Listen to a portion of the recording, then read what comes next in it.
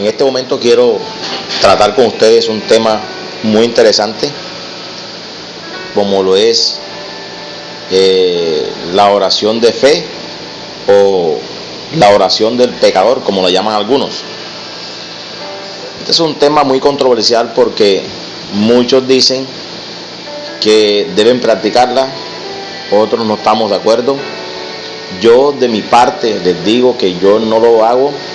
Escasamente, muy pocas veces pongo a las personas a recibir a Cristo en su corazón. Más bien yo trato de enseñarles la palabra, predicarles el evangelio y discipular lo que fue lo que nos mandó el Señor Jesucristo. Pero vamos a estar viendo en esta hora si esa práctica tiene base bíblica o no tiene base bíblica. Tampoco les estoy sugiriendo que vamos a condenar ahora a todo aquel que esté practicando esto. Podemos ver que son estrategias que se han inventado algunos predicadores para, entre comillas, traer la gente a los pies del Señor. Pero pienso que por no conocer las Escrituras o por ignorarlas, no hacen las cosas correctamente. Dice la poderosa palabra de Dios en el libro de Marcos, capítulo 15, versículo 15, dice: y les dijo el Señor a sus discípulos: id por todo el mundo y predicad el evangelio a toda criatura.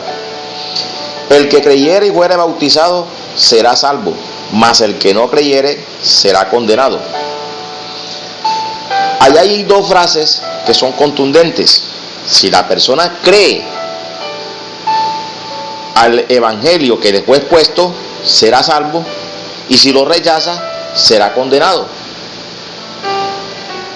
O sea que de pronto yo he visto personas que hay una reunión, un servicio en la iglesia, y antes de predicar el mensaje, el que está dirigiendo hace la oración de fe, sin haberle predicado siquiera el evangelio o el mensaje, ya están poniendo a recibir a Cristo. Mi pregunta es: ¿una persona puede recibir a Cristo sin conocerlo? ¿Acaso no conocemos a Cristo a través de las Escrituras? Porque realmente, si queremos conocer a Dios, tenemos que conocerlo a través de las Escrituras, porque a Dios debemos conocerlo para entenderlo. Hay unos que dicen que a Dios no tenemos que entenderlo, sino obedecerlo. Incluso hay una canción al respecto. Pero yo digo que para tú obedecer algo tienes que entenderlo. Para tú llevar a cabo una obra o realizar un trabajo, tienes que conocer, entender lo que estás haciendo. Si a ti te explican una clase en la universidad y no la entiendes, ¿cómo vas a llevarla a cabo si no la estás entendiendo? Entonces, vamos a ver en el mismo libro de Marcos, el libro de Lucas, capítulo 23, versículos 39 y 43. Lo leemos con mucho cuidado. Dice: y uno de los malhechores que estaban colgados le injuriaba diciéndole: si tú eres el Cristo, sálvate a ti mismo y a nosotros. Respondiendo el otro le reprendió diciendo: ¿ni aún temes tú a Dios estando en la misma condenación? Nosotros a la verdad justamente padecemos, porque recibimos lo que merecieron nuestros hechos, mas este ningún mal hizo. Y dijo a Jesús: acuérdate de mí cuando vengas en tu reino. Entonces Jesús le dijo: de cierto te digo que hoy estarás conmigo en el paraíso. De ese versículo, el versículo 43 del capítulo 23 del libro de Lucas, se agarran algunos para practicar la oración de fe. Incluso hay otros que son más osados y le dicen a la persona: si te estás muriendo, confiesa a Cristo con tu boca y listo, eres salvo. Pero vuelve y pregunto: ¿puede una persona recibir algo que no conoce? ¿Usted recibiría en su casa a un funcionario que llegue y diga, ábrame la puerta que voy a revisar las instalaciones eléctricas o las instalaciones del gas, déjeme entrar.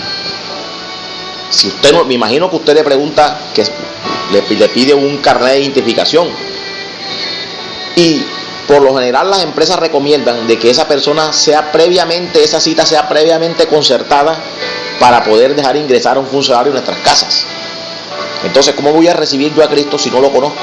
Si ni siquiera he atendido las Escrituras. Mira, hay veces que nosotros comenzamos a predicar el Evangelio a la gente y la gente rechaza tajantemente lo que se le está predicando. Lo rechazan. Entonces, esa persona se está muriendo y viene un familiar cristiano y le hace la oración de fe y dice, ya se fue para el cielo porque él hizo la oración de fe antes de morirse. Yo pongo en duda esa práctica. La pongo en duda, y no porque no crea en el poder y la soberanía de Dios. Dios es soberano, pero Jesús mismo dijo de que su palabra no puede ser quebrantada. Y por eso Él dejó unas normas, unas ordenanzas que debemos seguir. Si no las hacemos, si no las ponemos en práctica, estamos en desobediencia. Podemos ver en el libro de Marcos, capítulo 15, versículo 25, dice que era la hora tercera cuando le crucificaron. La hora tercera en el sistema judío representaban las 9 de la mañana en nuestro horario. Es decir, que eran las 9 de la mañana cuando el Señor y los dos malhechores fueron crucificados.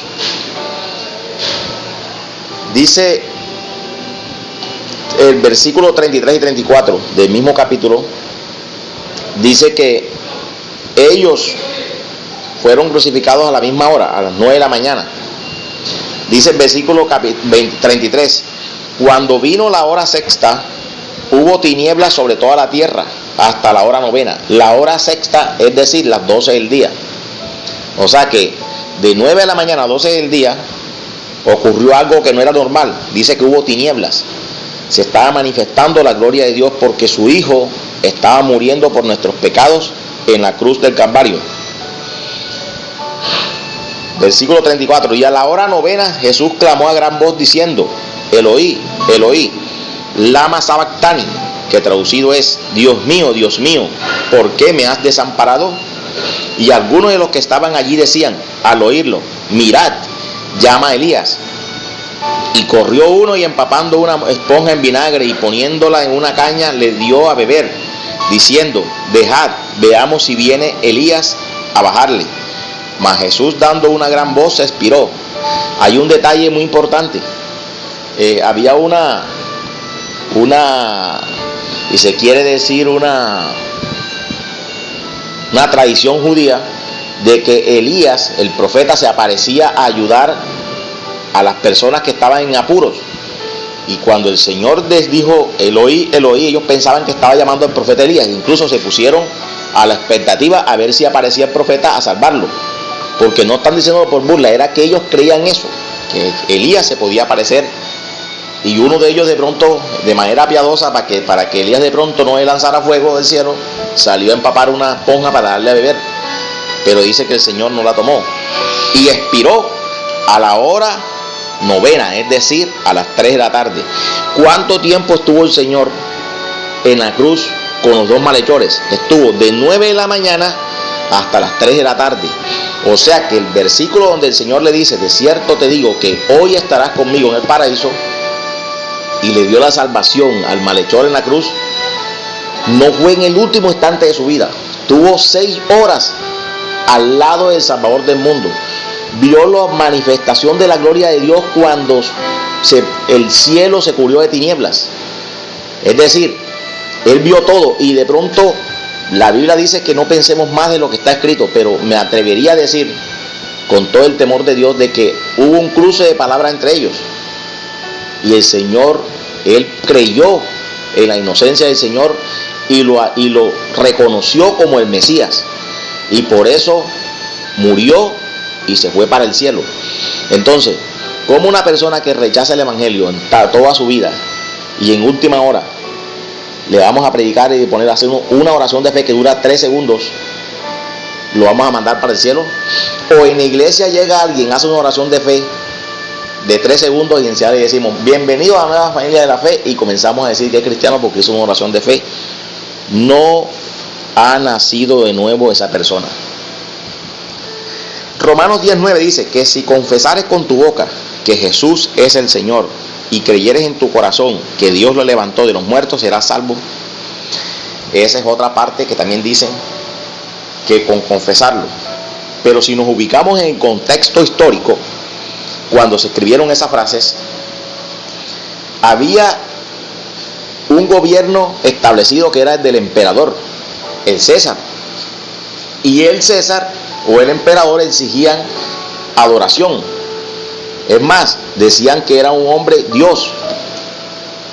Entonces, la gente no podía decir que había otro Señor, porque Señor significaba ese título solamente se le podía otorgar al emperador o a alguien que tuviera un mando soberano, y ese, por supuesto, era el emperador de momento o el César. Los cristianos decían que Jesús era el Señor, que Jesús era Dios.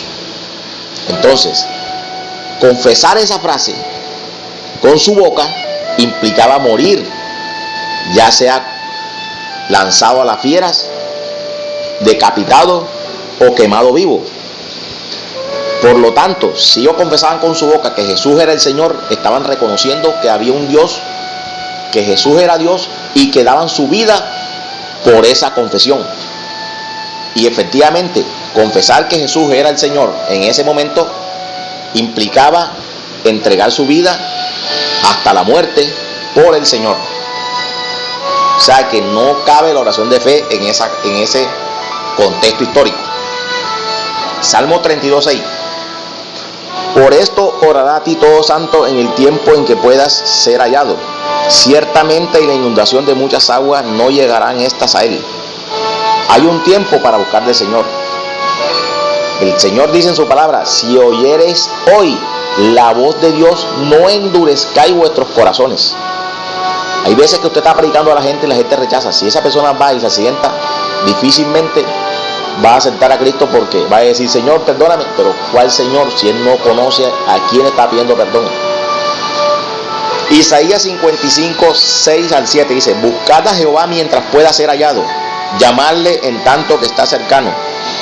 Deje el impío su camino y el hombre inicuo sus pensamientos, y vuélvase a Jehová, el cual tendrá de él misericordia, y al Dios nuestro, el cual será amplio en perdonar. O sea, que busquemos a Dios mientras pueda ser hallado. Hay un tiempo en que va a entrar el último gentil y la puerta se cerrará, como se cerró la puerta en el arca de Noé para las personas, el resto de la humanidad. También hay un tiempo especial para buscar de Dios, y hay que aprovechar el momento y la ocasión cuando alguien se nos acerca y nos predica el evangelio o nos quiere enseñar algo nuevo, algo para que el Señor se glorifique.